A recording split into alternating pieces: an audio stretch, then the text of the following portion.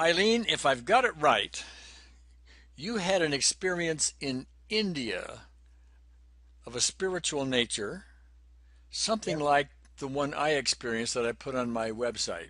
Correct? that's right. Yes. Okay. Tell us about it, will you?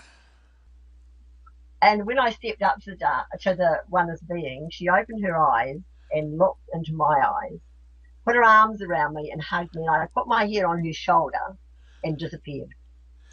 Ah, disappeared. Now, Disappeared. Well, that's what, that's how I explain it. yes. My body was not there. I was not there. All there was pure love and light. It was absolutely amazing. It was just Okay. amazing. Now, that's what we want to discuss. We want to discuss that experience of being just love and light. Let me ask you first, how long did the experience last? Do you know? Not really, but probably only a minute. Okay. And why is it you wouldn't know? Because I wasn't looking at time. Because there's no time. I mean, in that place there is no time. Okay. Yeah. And I've talked to so many people who have had a similar experience, including myself.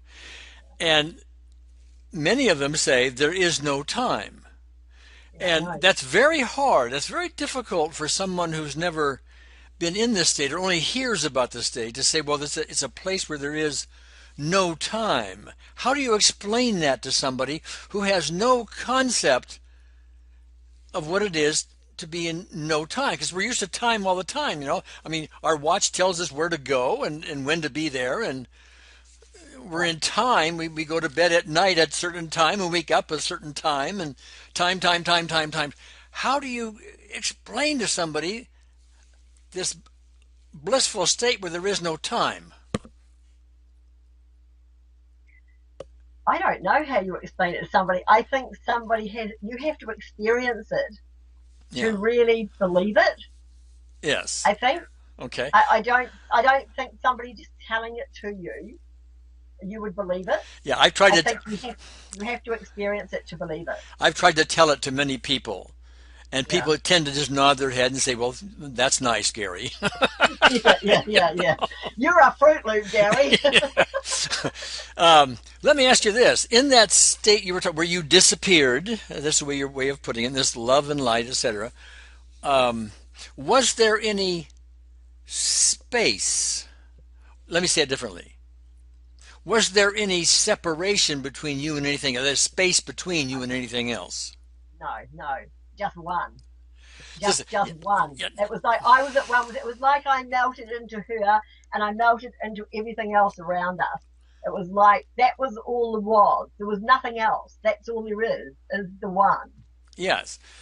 And That's all there is. now, how do you explain that to somebody who with their senses, their eyes and their ears and everything else, like just like you and I right now, see, perceive with our senses only separation. We don't perceive one. I see. You're in New Zealand, and I don't know, 10,000 miles from you or whatever it is. Okay, Yeah. and I'm in California, and there is obviously space between us. I see you as a separate body. Yet Yes. in this other space, and you see me as a separate body, right? Yeah. And I look behind you and I see all those things on that shelf behind you, and a Yeah. picture over there on the wall, and you see stuff behind me, Yeah. all separated, right? Individual stuff. Yeah. So explain as best you can what happens to all that stuff and separation in this love and light experience you had. Well, I had a knowledge that I had a feeling. I knew that I wasn't dead. I knew my body was still there. I knew all the other outside stuff was still there, but it was irrelevant. It didn't. Yeah. That's the only word I can find. It was Yeah, irrelevant. It just wasn't necessary. It was yeah because Inter- interesting. It wasn't necessary, and it wasn't. It was irrelevant. yeah Like yeah so what? yeah exactly Okay. yeah. However, in And this, Go ahead. If it's there, it's there, and if it's not, it's not. It doesn't really matter. Yeah. Okay. Yeah. All right. Yeah. So see, you and I can discuss that because we've been there. Okay. But other people, Yes. Yeah. other people are listening in, so we're trying to give them the best sense we can of what this is about. So there you are, and the body, your body is irrelevant now.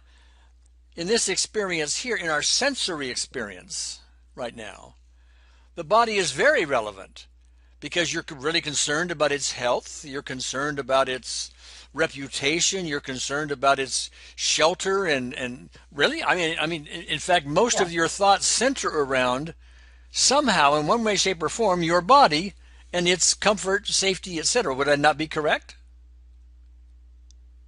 Yes, but not as much since then. Okay, right, Not right, as much since then. right. No. That experience changes you.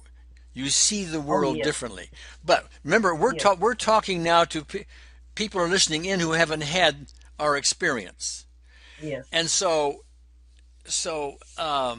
I'm trying to put myself in their shoes, and they might say something like, "Well, my body it is relevant. I mean, I can pinch myself and it hurts, and you know, I've spent lots of money on my body. I spend money for my house and for medical bills, and you know, the car that drives me around and all that stuff. I'm forever.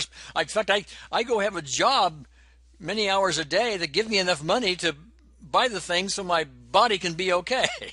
Okay, Yeah. my whole world centers around my body, and yet we're saying it's irrelevant in that state. So let me ask you this. If you had your choice between being in that state or this state of separated bodies, which would you choose?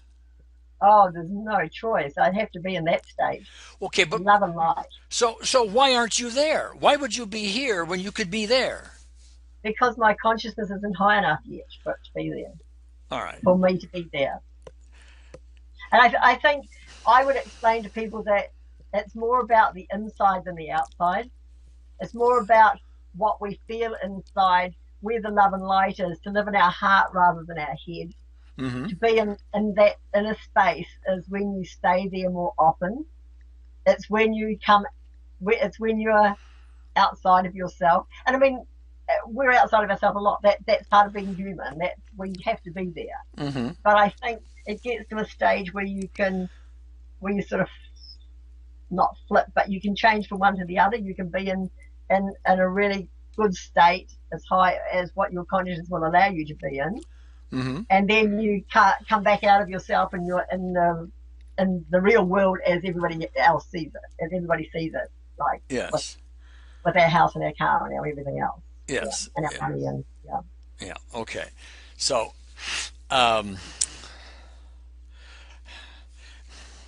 one of the things I'm trying to do with EFT is that, see, I'm creating something called optimal EFT, which is a way to use EFT to, I'm going to use your term for a minute, to give us that consciousness that gets to that state. Okay. Now, I might use little different terms for that, you know, to elevate us up to that place, to enter that blissful state, to access it, and etc. Okay, lots of different ways about it, but to get there is what I'm really trying to say. And so the idea is we've got to kind of get ourselves out of the way somehow. In my experience, I had to let go of this world. I mean, that's the way I entered it briefly. Okay, so that.